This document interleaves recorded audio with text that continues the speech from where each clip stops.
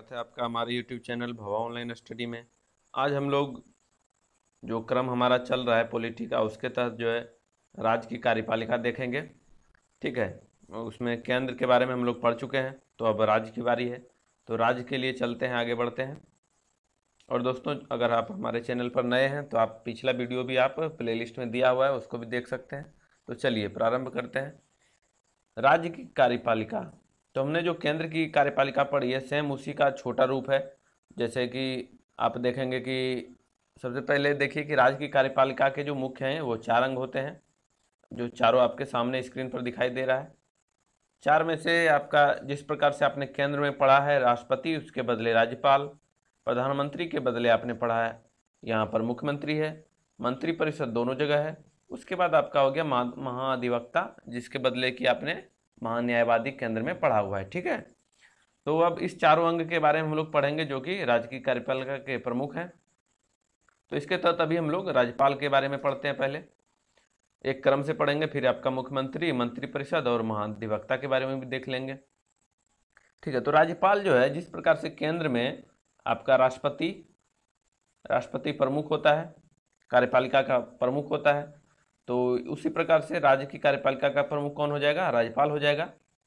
और उसके बाद अगर पूछे कि वास्तविक प्रमुख कौन होता है, तो उसी तरह जिस प्रकार से वहाँ पर प्रधानमंत्री हो रहा था, ठीक है, जहाँ वहाँ पर प्रधानमंत्री हो रहा था केंद्र में, देखिए तुलनात्मक ढंग से पढ़ने से क्या होगा कि दोनों तरह याद रहेगा। तो वास्तविक में प्रधानमंत्री, तो यहाँ पर वास्तविक अगर कार्यपालिका पूछे तो मुख्यमंत्री हो जाएगा। ठीक है, और इस तरह से पूछे कि राज्य की कार्यपालिका प्रमुख कौन है, तो राज्यपाल होगा। तो इसमें अब इसके आगे देखिए क्या लिखा हुआ है, प्रत्यक्ष रूप से या अधीनस्थ अधिकारियों के माध्यम से पद का उपयोग। कहने का मतलब वह प्रत्यक्ष रूप से खुद उस पद का उपयोग करेगा, चाहे वह अपने अधीनस्थ जो भी उसके अधिकारी होंगे उसके माध्यम से पद का उपयोग करेगा। यह बात जो है आपके अनुच्छेद 154 में लिखा गया है, यहाँ पर यह भी नोट कर दिया हमने। ठीक है, तो चलिए अब इसके विस्तार से देख लेते हैं। इसका भाग 6, 22 भाग में आप जब पढ़े होंगे तो 22 भाग में से भाग 6 में आपका 152 से 237 तक राज्य के बारे में विवरण दिया गया है। ठीक है, तो राज्य के बारे में जो विवरण दिया गया है तो उसको देख लेने से आपका क्लियर हो जाएगा। राज्य का, केंद्र का जो है सबका विवरण अलग अलग ढंग से दिया गया है। इसमें से आपका कार्यपालिका जो है 153 से 167 तक, जो राज्य की कार्यपालिका का वर्णन है, इसके बीच में आ रहा है 153 से 167 तक। ठीक है, तो उसको हम लोग देख लेंगे कार्यपालिका के अंतर्गत। बाकी जो भी और भी हैं वो आगे देखेंगे। तो यहाँ पर अनुच्छेद 152 देखिए, यहाँ से शुरुआत करते हैं। राज्य का शुरुआत होता है यहाँ से। तो इसमें क्या है कि राज्य की परिभाषा है, और इसमें सभी जो राज्य के प्रमुख होते हैं, जैसे कि राज्य के लिए क्या होना चाहिए, प्रश्न ऐसे भी आता है आपका कि एक राज्य के लिए आवश्यक है।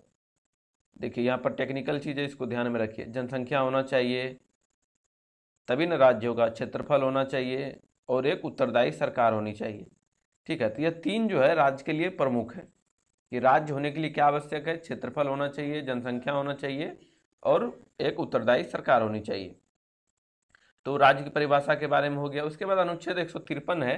153 आपका राज्य के लिए राज्यपाल दिया गया है। ठीक है, कि किसी भी राज्य के लिए राज्यपाल का पद होगा। और इसमें से क्या है कि इस 153 के तहत पहले शुरुआत में किया गया था कि एक राज्यपाल, या क्लियर नहीं किया गया था कि एक जो व्यक्ति 2 राज्य का राज्यपाल हो सकता है या नहीं। तो फिर उसको क्लियर करने के लिए एक संशोधन हुआ, 7वां संशोधन 1956 के द्वारा, जिसमें कि कहा गया कि एक व्यक्ति जो है 2 या 2 से अधिक राज्यों का भी राज्यपाल हो सकता है। ठीक है, तो इतना हमने देख लिया, उम्मीद है आपको याद हो गया होगा। अब हम लोग आगे बढ़ते हैं। अब देखिए यहाँ पर सामने है आपका अनुच्छेद 154।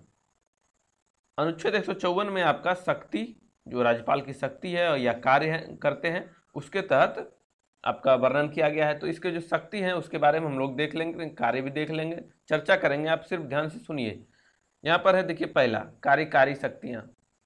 कार्यकारी शक्तियाँ मतलब इसका देख लेते हैं क्या है कि देखिए ये जो कार्य होगा, राज्य का कोई भी कार्य, जो भी राज्य के कार्य जो है राज्यपाल के नाम से संपन्न होगा।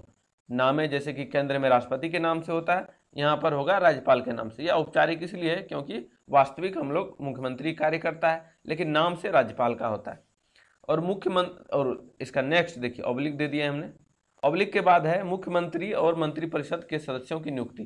तो मंत्रिपरिषद में जो भी सदस्य शामिल होंगे, चाहे मुख्यमंत्री की नियुक्ति जो कि विधानसभा के प्रमुख होंगे, मतलब विधानसभा में बहुमत दल का नेता मुख्यमंत्री, जैसे कि केंद्र में आपका लोकसभा में बहुमत दल का नेता मुख्यमंत्री, दोनों एकदम सेम है। तो यहाँ पर उसकी नियुक्ति करेगा। फिर एक राज्य लोक सेवा आयोग, स्टेट जो कमीशन है आपका, जैसे कि यूपीएससी आपका केंद्र में था तो उसके संबंधित राष्ट्रपति करते थे, और यहाँ पर स्टेट पीसीएस है, लोक सेवा आयोग है, ठीक है। तो उसके अध्यक्ष व सदस्य भी, यहाँ पर देखिए सदस्य में लोग धोखा खा जाते हैं, तो अध्यक्ष व सदस्य दोनों की नियुक्ति आपका गवर्नर करेगा। उसके बाद जो निर्वाचन आयोग राज्य का होगा तो उसका अध्यक्ष और उसके अध्यक्ष की नियुक्ति जो है राज्यपाल करेगा। फिर आपका हो गया राज्य का, हर एक राज्य के लिए वित्त आयोग होगा। क्यों होगा वित्त आयोग? तो वह जो है नगर पालिका या जो आपका क्या बोलते हैं पंचायत होता है, उसके लिए जो वित्त व्यवस्था या वित्त का बंटवारा करेगा तो उसके लिए वित्त आयोग होता है राज्य में भी। और आपका केंद्र में वित्त आयोग क्यों होता है? वो होता है आपका राज्य और केंद्र के बीच बंटवारा, लेकिन कि अगर राज्य में पूछे तो वह नगर और पंचायत के जो डिवाइड है उसके हिसाब से। उसके बाद देखिए विश्वविद्यालयों के कुलपति की नियुक्ति। तो विश्वविद्यालय जो भी होते हैं राज्य के अंतर्गत, जो भी विश्वविद्यालय आते हैं उसके कुलपति की नियुक्ति जो है राज्यपाल करते हैं। उसके बाद कुलाधिपति अगर पूछे तो टोटल राज्यों में जो भी विश्वविद्यालय होंगे उसका कुलाधिपति राज्यपाल खुद होता है, ठीक है। लेकिन कि कुलपति की नियुक्ति जो है आपका राज्यपाल करते हैं। यहाँ पर देखिए नोट में जो बात है इसको बिल्कुल ध्यान से रखिए आप लोग, क्योंकि यह वही बात है जो कि आपका धोखा हो जाएगा, यहीं पर धोखा करते हैं हम लोग। तो यहाँ पर देखिए राज्य लोक सेवा आयोग के अध्यक्ष व सदस्यों की नियुक्ति हमने पढ़ लिया है कि राज्यपाल करते हैं। तो अगर पूछता है कि इसको हटा कौन सकता है उसको पद से, तो यहाँ पर फिर दिमाग में आ जाता है कि राज्यपाल ही होगा अगर वह नियुक्त करता है। नहीं, राज्यपाल नियुक्त करता है ठीक है, लेकिन उसके सदस्य और उसके अध्यक्ष को हटाने की शक्ति राष्ट्रपति के पास है, ठीक है। यहाँ पर देखिए इसको ध्यान में रखिए। अब देखिए, अब आगे बढ़िए। दूसरा है विधायी शक्तियाँ। तो विधायी शक्तियाँ के अंतर्गत क्या है? तो जैसा कि साफ पता चल रहा है विधायी मतलब कानून संबंधित होगा। तो विधायी शक्तियाँ जो बनाई गई है आपका सरकार के द्वारा, तो उसमें क्या है, विधानसभा में आंग्ल भारतीय समुदाय, अगर देखेगा कि विधानसभा में आंग्ल भारतीय समुदाय का समुचित आपका सदस्य नहीं है, उपलब्ध नहीं है, तो उसके लिए राज्यपाल एक सदस्य की नियुक्ति कर लेगा विधानसभा में। उसके बाद क्या करेगा कि अब देखिए यहाँ पर अगर सभी स्टेट में राज्य भी 2 सदन हो सकते हैं, लेकिन जरूरी नहीं है, ज्यादातर राज्य आपका एक सदनीय है। क्यों है एक सदनीय? तो विधानसभा आपका ज्यादातर राज्यों में है, लेकिन विधान परिषद हो भी सकता है या नहीं भी हो सकता है, ठीक है। तो विधान परिषद हो सकता है, नहीं भी हो सकता है, लेकिन अगर जहां विधान परिषद है, जैसे बिहार में आपका विधान परिषद है, तो उसके 1/6 सदस्यों की जो है मनोनीत रूप से राज्यपाल करेगा आपका। फिर अगला देखिए, विधानसभा सत्र को आहूत मतलब स्टार्ट या बुलाना, स्टार्ट करना आपका विधानसभा सत्र को ये राज्यपाल के अधिकार में है। फिर उसका सत्रावसान, उसका सत्र की जो समाप्ति होगी तो सत्रावसान बोलते हैं उसको, ये राज्यपाल करेगा। या उसको पूर्ण रूप से विघटित, जैसे कि देखेगा कि मंत्रिपरिषद या आपका विधानसभा में पूर्ण बहुमत खो देता है सरकार, तो उसको विघटित राज्यपाल कर सकता है, ठीक है। अब आगे देखिए, तीसरा देखते हैं वित्तीय शक्तियां मतलब फाइनेंशियल। तो इसमें क्या करेगा कि जैसे कि कोई भी धन विधेयक पेश होगा विधानसभा में, तो उससे पहले जो है राज्यपाल की सहमति आवश्यक है। बिना उसकी पूर्व सहमति के आप कोई भी धन संबंधित विधेयक जो भी है वो पेश नहीं कर सकते हैं। उसके बाद आकस्मिक निधि। आकस्मिक निधि मतलब राज्यपाल जब चाहे अपनी परिस्थिति के अनुसार से वह जो है आकस्मिक निधि से धन का निष्कासन जो है, धन का निकासी कर सकता है, अग्रिम निकासी कर सकता है कि मतलब आपातकाल या किसी भी तरह के वित्तीय अगर इसको आवश्यक राज्य को पड़ गया तो उसके लिए वह अग्रिम निकासी कर सकता है। उसके बाद आपका वित्त आयोग का गठन। यहाँ देखिए राज्य वित्त आयोग के अध्यक्ष के बारे में था, ठीक है। यहाँ पर राज्य वित्त आयोग के अध्यक्ष के बारे में था, और यहाँ पर राज्य वित्त आयोग का गठन करेगा, ठीक है। यहाँ पर थोड़ा सा अध्यक्ष बोलना भूल गए थे।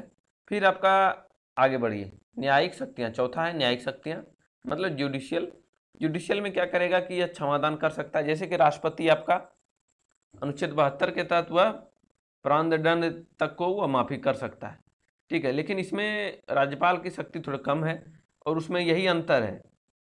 अगर आपसे प्रश्न पूछा जाता है कि राज्यपाल और राष्ट्रपति की शक्ति में क्या अंतर है क्षमादान में, तो राज्यपाल जो है सिर्फ क्षमा कर सकता है। क्षमा करेगा मतलब या तो शक्ति को कम कर सकता है, दंड को कम कर सकता है, या उसको बदल देगा कि 20 वर्ष कारावास के बदले 2 वर्ष 3 वर्ष जो भी है वह परिवर्तन कर सकता है।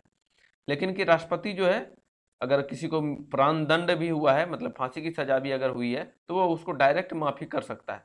तो यहाँ पर ये आपका कमज़ोर है, राज्यपाल का पद इस मामले में थोड़ा कमज़ोर है। बाकी आपका देखिए क्या है, जिला न्यायाधीशों की नियुक्ति। जिला में जितने भी जिला हैं किसी भी राज्य में, उसके न्यायाधीशों की नियुक्ति कौन करेगा, तो राज्यपाल करेगा। ठीक है। फिर अगला देखिए विवेकाधीन, मतलब उसके माइंड पर या उसके प्रेजेंस ऑफ माइंड पर जो भी उसका विवेक काम करेगा उसके आधार पर क्या वह निर्णय ले सकता है। जैसे कि अगर देखेगा कि सरकार ठीक ढंग से नहीं चल रहा है, सरकार चलाने में असमर्थ है जो भी पार्टी है, तो उससे संबंधित वह राष्ट्रपति को आवेदन दे सकता है या रिक्वेस्ट कर सकता है कि आप यहाँ राष्ट्रपति शासन लगाइए, यहाँ का शासन बेहतर नहीं चल रहा है। या फिर देखेगा कि आपका विधानसभा में बहुमत खो देता है, सरकार विधानसभा में बहुमत खो दिया या उसके विरुद्ध कोई अविश्वास प्रस्ताव पास हो गया, तो वह जो है विधानसभा भंग करने की वह अपने विवेक के आधार पर वैसा कर सकता है। ठीक है। उम्मीद है आपको याद हो गया होगा सब। फिर आगे बढ़ते हैं, देख लेते हैं आगे क्या है। देखिए अब आते हैं अनुच्छेद 155। अनुच्छेद को जो है आप लोग एकदम क्रम में याद करिए। क्रम में याद करने से क्या होगा कि आप भूलेंगे नहीं, नहीं तो मिक्स हो जाता है, इधर का उधर हो जाता है। फिर होता है आपका 155। 155 में क्या है, राज्यपाल जो है, राज्यों के लिए जो एक राज्यपाल होंगे तो उसकी नियुक्ति कौन करेगा, राष्ट्रपति करेगा। राज्यपाल की नियुक्ति किसके द्वारा होगी, राष्ट्रपति के द्वारा। यह अनुच्छेद 155 में है। उसके बाद है केंद्र के प्रतिनिधि के रूप में कार्य। क्योंकि राज्यपाल जो है वह राष्ट्रपति का प्रतिनिधि होता है, तो राष्ट्रपति केंद्र में होते हैं, तो केंद्र का प्रतिनिधि के रूप में राज्यपाल कार्य करेगा जो कि आपका राष्ट्रपति के अधीन होगा। फिर आपका अनुच्छेद 156(1), यह महत्वपूर्ण है, थोड़ा देख लीजिए। यह जो है कार्यकाल से संबंधित है। अगर आपसे पूछे जाए प्रश्नों को हमने ध्यान में ज़्यादा रख रहे हैं कि पूछता है कि राज्यपाल का कार्यकाल कितना होता है। ठीक है। तो राज्यपाल का कार्यकाल नॉर्मल रूप से तो 5 वर्ष के लिए नियुक्त होता है, लेकिन उसमें यह निश्चित नहीं है कि 5 वर्ष पूरा ही करेगा। वह जो है राष्ट्रपति के प्रसाद पर्यंत, मतलब राष्ट्रपति जब चाहे 5 वर्ष से पहले उसको हटा सकता है या कभी भी हटा सकता है। तो राष्ट्रपति के मुख्य रूप से क्या हो गया बात यहाँ पर कि राष्ट्रपति के प्रसाद पर्यंत जो राज्यपाल है वह अपना पद कब तक धारण करेगा, वह राष्ट्रपति के प्रसाद पर्यंत तक धारण करेगा। या फिर और भी कुछ हो सकता है कि 156 के 2 में दिया है कि अगर राज्यपाल चाहे तो वह अपना त्यागपत्र द्वारा त्यागपत्र पद से दे सकता है। ठीक है। जो कि राष्ट्रपति को ही देगा, राष्ट्रपति के नाम से त्यागपत्र देगा, राष्ट्रपति स्वीकृत करेंगे तब उसका जो है त्यागपत्र एक्सेप्ट हो जाएगा। फिर आगे बढ़ते हैं, देखिए अनुच्छेद 157 158 दोनों में राज्यपाल की योग्यता से संबंधित है। योग्यता में कुछ कॉमन चीजें होती है हर एक मंत्री या राज्यपाल या राष्ट्रपति के लिए। तो इसमें क्या है, देखिए राज्यपाल की योग्यता भारत का नागरिक हो, यह तो सबके लिए कॉमन है। फिर है इसमें राष्ट्रपति हो चाहे राज्यपाल हो, राष्ट्रपति चाहे राज्यपाल, उसमें सबके लिए 35 वर्ष अनिवार्य है। ठीक है। फिर आपका कि कोई लाभ का पद नहीं होना चाहिए, तो सब भी कॉमन है। फिर देखिए इसमें क्या है कि संसद या विधानसभा किसी का भी, चाहे विधान परिषद हो, चाहे विधानसभा हो, चाहे संसद में लोकसभा राज्यसभा किसी में हो, वह इसका सदस्य नहीं होना चाहिए। और अगर सदस्य है तो जैसे ही राज्यपाल वो बनेगा उसका सदस्यता वहाँ से संसद या विधानसभा से समाप्त हो जाएगा। ठीक है। वह मतलब फ्री आदमी होना चाहिए, इधर से फ्रेश आदमी होना चाहिए। अगर उधर का सदस्य है तो उसका अपने ऑटोमेटिक जो है सदस्यता समाप्त हो जाएगा। फिर आगे है अनुच्छेद 159, यह जो है ओथ से संबंधित है, शपथ से। तो ओथ किसके सामने लेगा, यह आपका लेगा राज्य के मुख्य न्यायाधीश, जो भी उच्च न्यायालय के मुख्य न्यायाधीश होंगे उसके समक्ष वह जो है शपथ लेगा। ठीक है। जो कि संविधान के संरक्षण, रक्षण या आप बोल सकते हैं कि सुरक्षा के शपथ लेता है। ठीक है। जो कि लोगों के, जो भी जनता है राज्य के जिसके अंतर्गत वह अपना शपथ ले रहा है, वहाँ के जनता के भलाई का कार्य करेगा या उससे संबंधित वचन हुआ अपना ओथ में वही सब शामिल होते हैं, तो उससे संबंधित वो अपना करेगा। ठीक है, तो हमने आज लगभग पढ़ लिया, इसमें तो लग नहीं रहा कि कुछ छूट रहा है। चलिए अब देख लेते हैं हम उसके आगे, राज्यपाल के आगे मुख्यमंत्री और मंत्रिपरिषद को देख लेते हैं। ठीक है, तो इसमें क्या करेंगे, अनुच्छेद पहला देखेंगे 163, यहाँ से प्रारंभ है, जो कि राज्य मंत्री परिषद से संबंधित है। एक मंत्री परिषद होगा राज्य में, जो कि आपका राज्यपाल को, मंत्रिपरिषद जो है राज्यपाल को सलाह या सहायता देने के लिए होगा। ठीक है, फिर है आपका 164। तो 164 क्या है, इसी मंत्रिपरिषद का जो एक प्रमुख होगा, मंत्रिपरिषद का प्रमुख होगा कौन, मुख्यमंत्री। तो मुख्यमंत्री की नियुक्ति जो है राज्यपाल के द्वारा की जाएगी 164 में। यह हो गया। उसके बाद आपका पिछले टॉपिक में ही हम बता रहे थे कि कार्यपालिका का वास्तविक प्रमुख कौन होता है, तो मुख्यमंत्री होता है। और अगर कार्यपालिका का सिर्फ प्रमुख पूछे तो वो आपका राज्यपाल हो गया, वास्तविक पूछे तो आपका मुख्यमंत्री हो गया। उसी तरह आपका जिस तरह से लोकसभा में बहुमत दल का नेता प्रधानमंत्री होता है, उसी तरह विधानसभा में नीचे आ जाइए, जब आपका केंद्र, फिर आपका जो राज्य हो गया, राज्य में तो कौन हो जाएगा, तो विधानसभा, जो कि केंद्र में आपका निम्न सदन हो गया लोकसभा, और यहाँ उसी तरह राज्य में हो गया आपका विधानसभा। तो विधानसभा जो हो गया ये निम्न सदन है, और इसी के बहुमत दल का नेता कौन होता है, मुख्यमंत्री होता है। अब है, मुख्यमंत्री को विधानमंडल के दोनों सदनों में किसी एक सदन का सदस्य होना चाहिए, सेम कंडीशन है जैसे कि प्रधानमंत्री में दोनों सदन में से किसी का होना चाहिए। तो लेकिन इसमें थोड़ा सा अंतर क्या है, देखिए कि हमारे जो भी भारत के राज्य हैं उसमें सभी में द्विसदनीय विधायिका नहीं है राज्यों में, तो जिसमें किसी एक का है। ठीक है, तो जैसे कि हम लोग यहाँ पर ले लेते हैं झारखंड एक लीजिए और दूसरा बिहार लीजिए। तो झारखंड में आपका एक सदनीय है। ठीक है, तो यहाँ पर सिर्फ एक सदन मतलब सिर्फ वहाँ पर विधानसभा है, तो मुख्यमंत्री जो होगा सिर्फ वहाँ पर एक ही विकल्प है उसके पास कि विधानसभा का ही सदस्य होगा, उसी में बहुमत दल का नेता तो होगा ही। तो उस, लेकिन कि बिहार में आपका वह विधान परिषद का भी हो सकता है सदस्य, या अगर जीत करके गया विधायिका द्वारा तो वह आपका निम्न सदन का, ये विधानसभा का सदस्य होगा।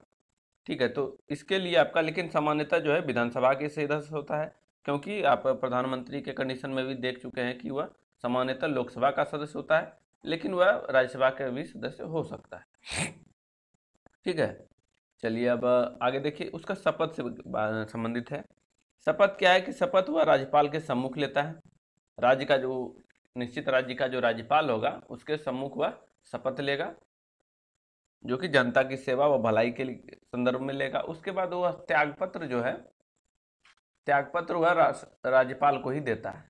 ठीक है, उसी के सामने शपथ भी लेगा और उसी को संबोधित करके त्यागपत्र भी दे देगा।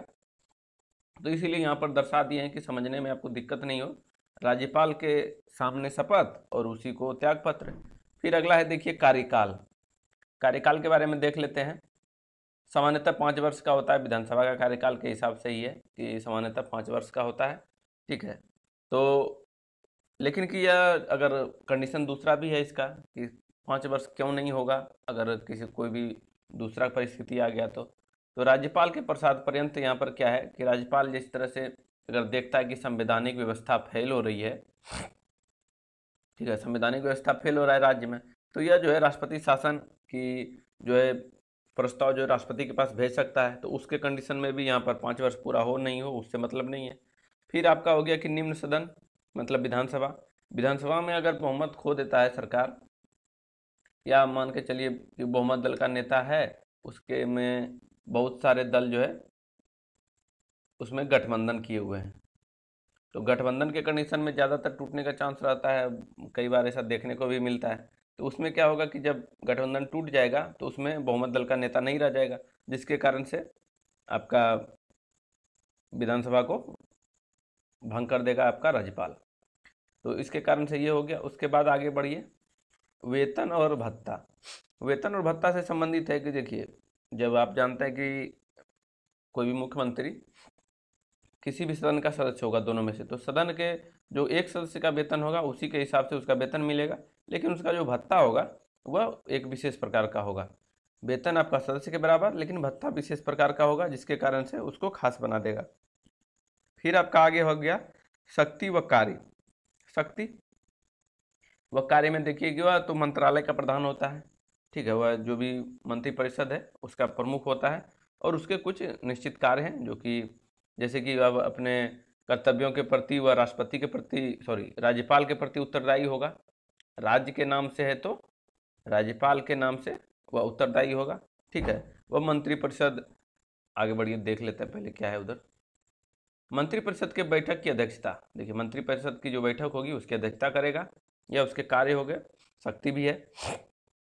फिर हम मतभेद होने पर किसी भी मंत्री का त्यागपत्र, देखिए किसी भी वाद विवाद में या किसी भी प्रस्ताव पर अगर किसी मंत्री का उसमें सहमति नहीं है या मतभेद हो सकता है तो वह किसी एक पार्टिकुलर मंत्री का त्यागपत्र ले सकता है,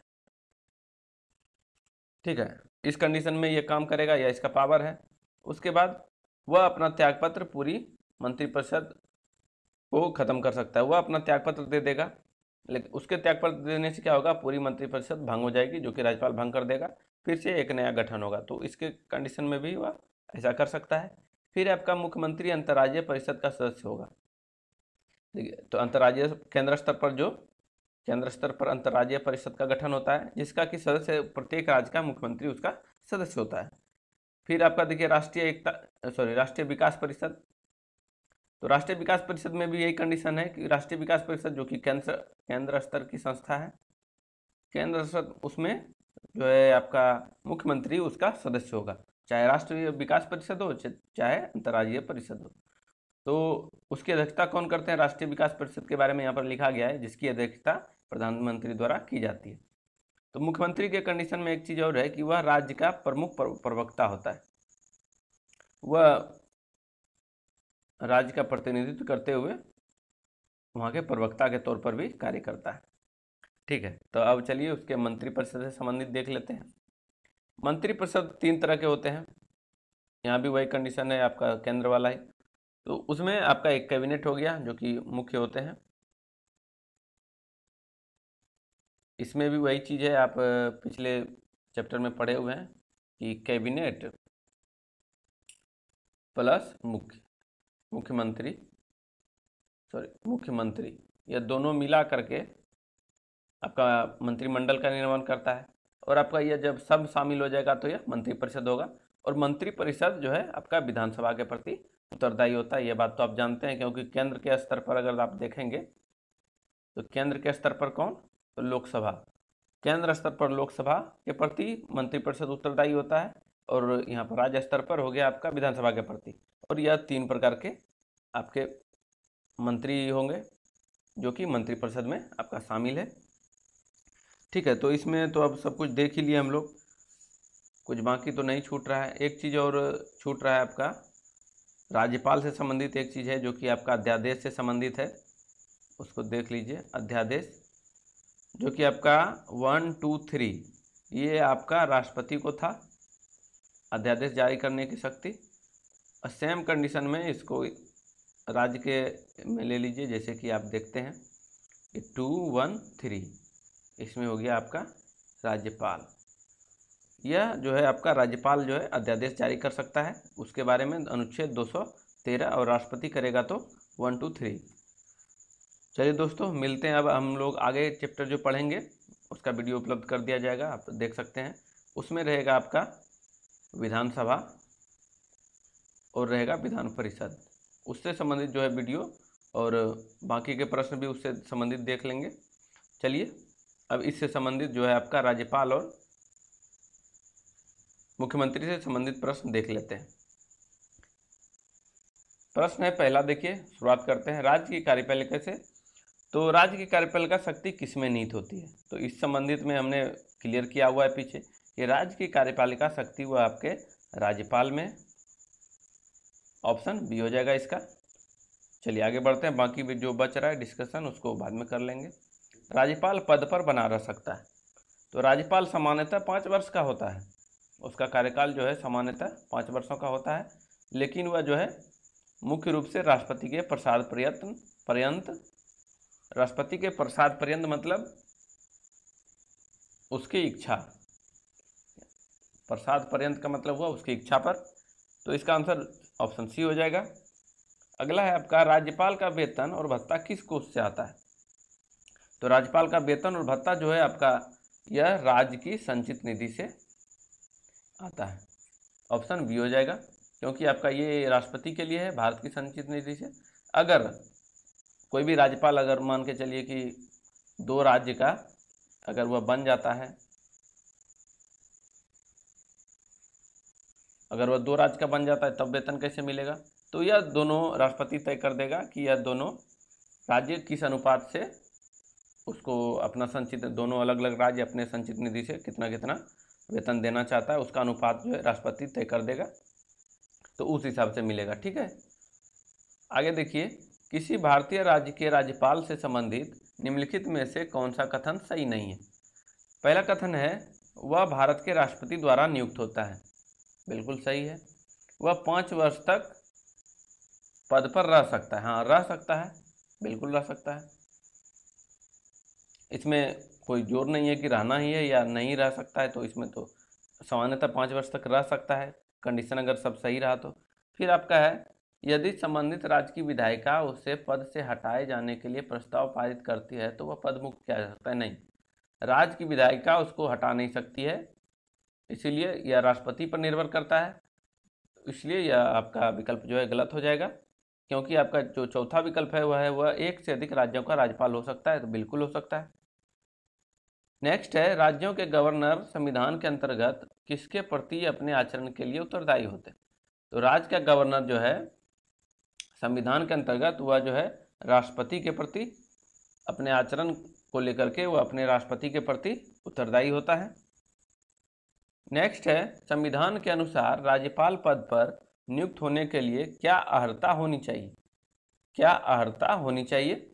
तो यह हो जाएगा आपका, देखिए वह भारत का नागरिक हो, बिल्कुल 35 वर्ष की आयु पूरी कर चुका, यह आपका सही है। वह संसद या किसी राज्य के विधानमंडल का सदस्य ना हो, बिल्कुल वह बिल्कुल नहीं होना चाहिए। अगर है तो वह अगर राज्यपाल पद पर जैसे ही नियुक्त होगा तैसे ही उसका उधर से सदस्यता खत्म हो जाएगी, तो यह सही है। वह कोई अन्य लाभ का पद धारण ना करता हो, यह भी सही है। तो इस प्रकार से आपका विकल्प डी सही हो जाएगा। फिर है राज्यपाल को निम्नलिखित में से किस प्रकार की शक्ति प्राप्त नहीं है?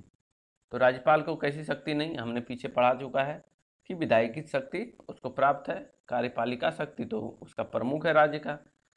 आपका फिर हो गया आपका यह देखिए न्यायिक शक्ति, इसके बारे में भी पीछे पढ़ा चुके हैं। तो सेना और राजनयिक, कहने का मतलब है कि सेना से संबंधित जिसका प्रमुख राष्ट्रपति होता है, तो यह नहीं होगा। और आपका राजनयिक मतलब जैसे कि विदेश संबंधी शक्ति जो भी है, जो कि राष्ट्रपति को है विदेशी मामले में, तो यह जो है सिर्फ राष्ट्रपति को प्राप्त है, ना कि राज्यपाल को, तो विकल्प आपका सी हो जाएगा। नेक्स्ट है राज्यपाल विधान परिषद में अधिक से अधिक कितने सदस्य को मनोनीत कर सकता है? तो राज्यपाल जो है विधान परिषद में यह तो तय नहीं है, क्योंकि विधान परिषद की संख्या अगर जितनी भी हो उसके हिसाब से आपका 1/6 कर देगा, तो 1/6 अगर कर सकता है तो वह तो तय नहीं हुआ, क्योंकि हर एक राज्य की विधान परिषद की संख्या अलग अलग है, तो उसके हिसाब से यह तय नहीं है कि कितना कर देगा, जितना भी होगा उसका 1/6 करेगा। तो इसका आपका हो जाएगा ऑप्शन डी। चलिए आगे देखिए, राज्यपाल सोने के पिंजरे में निवास करने वाली चिड़िया के समतुल्य, यह किसका कथन है? स्टेटमेंट दिया हुआ है, किन्होंने दिया है यह? तो यह आपका जो कि भारत की पहली राज्यपाल थी सरोजिनी नायडू, उन्हीं के द्वारा दिया गया है, जो कि यूपी से संबंधित थी। तो यूपी की पहली राज्यपाल, या कहें तो भारत के किसी राज्य की पहली राज्यपाल भी बोल सकते हैं इसको। आगे है राज्यपाल विधान परिषद के कितने सदस्यों को मनोनीत कर सकता है? तो पीछे हमने चर्चा किया है, तो इसका विकल्प सीधा करते हैं कि यह 1/6 उसके टोटल सदस्य संख्या का, जो भी विधान परिषद के सदस्य संख्या है उसका 1/6 मनोनीत कर सकता है। आगे है राज्यपाल के अभिभाषण का अर्थ है। तो राज्यपाल का जो अभिभाषण है उसका क्या अर्थ है? तो विधानसभा का बजट अभिभाषण, सिर्फ इससे नहीं चलेगा। विधान परिषद का बजट, ये भी नहीं होगा क्योंकि सिंगल है और सिर्फ बजट के लिए संबंधित तो नहीं होगा। फिर विधानमंडल के दोनों सदनों की संयुक्त बैठक में दिया गया भाषण, ये सही है। अगर संयुक्त में बैठक में वह भाषण देता है तो यह राज्यपाल का अभिभाषण होता है, क्योंकि राष्ट्रपति के कंडीशन में भी सेम चीज है। राज्यपाल की स्वस्थ भूमिका है, तो राज्यपाल की स्वस्थ भूमिका क्या होगी, उसका काम है क्या, जैसे देखिए केंद्र से वह राष्ट्रपति का दूत होता है, या उसका कहें कि उसका आदेश पालक होता है केंद्र का, तो केंद्र का और राज्य का कार्यपालिका प्रमुख है, तो यह दोनों के बीच जो है संबंध के लिए यह मध्यकड़ी के रूप में कार्य करता है। नेक्स्ट है, किसी राज्य के राज्यपाल को निम्नलिखित में से किसकी शक्ति प्राप्त नहीं, विधानसभा का सत्रावसान करने की, बिल्कुल प्राप्त है। विधानसभा भंग करने की, बिल्कुल। विधानसभा स्थापित करने का, यहाँ पर देखिए विधानसभा स्थापित, यह तो राज्यपाल पर निर्भर नहीं करता है। राज्यपाल किस कंडीशन में, यह तो कर नहीं सकता है, विधानसभा बुला सकता है, भंग कर सकता है, सत्रावसान कर सकता है, लेकिन वह स्थापित नहीं कर सकता, क्योंकि वह तो निर्वाचन आयोग द्वारा चुनाव की घोषणा होगी, चुनाव होगा, उसके बाद विधानसभा टोटल जो है सदस्य खुद चुनकर आएंगे जनता द्वारा डायरेक्ट, तो यह इसमें स्थापित करने की कोई भूमिका दिख तो नहीं रही है। नेक्स्ट है, जम्मू कश्मीर का सदर ए रियासत पदनाम कब बदलकर राज्यपाल कर दिया गया, मतलब राज्यपाल का जो जिस हिसाब का पद है उसको पहले सदर ए रियासत कहा जाता था, तो यह आपका ऑप्शन क्या हो जाएगा, ऑप्शन 65 आपका डी हो जाएगा। ठीक है, अगला है, राज्य विधानमंडल के अनुमोदन के बिना राज्यपाल द्वारा जारी अध्यादेश कितनी अवधि के लिए लागू होता है, तो राज्यपाल जो है आपका अध्यादेश जारी करता है अनुच्छेद 213 के अंतर्गत, जो कि आपका जब तक कि अगर विधानमंडल का अनुमोदन नहीं हो जाता है तो वह आपका 6 सप्ताह के लिए मात्र लागू रहता है। ठीक है, आगे है, किसी राज्य में राज्यपाल की नियुक्ति संविधान का अनुच्छेद, तो हमने तो पीछे पढ़ चुका है, यह आपका हो जाएगा अनुच्छेद 155 155 के तहत राज्यपाल की नियुक्ति राष्ट्रपति के द्वारा की जाएगी। नेक्स्ट है, राज्यों के मुख्यमंत्री, तो राज्यों का जो मुख्यमंत्री होगा क्या होता है, राज्यों का मुख्यमंत्री आपका नियुक्त होता है, ऑप्शन ए हो जाएगा इसका। किसके द्वारा नियुक्त होता है, तो यह आपका राज्यपाल के द्वारा नियुक्त होता है।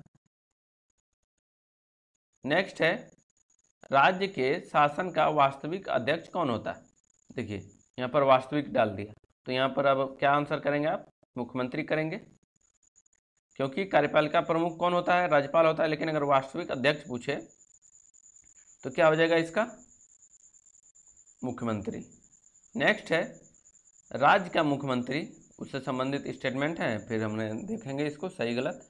राज्य विधानसभा द्वारा चुना जाता है, ठीक है, ये आपका पहला विकल्प हो गया।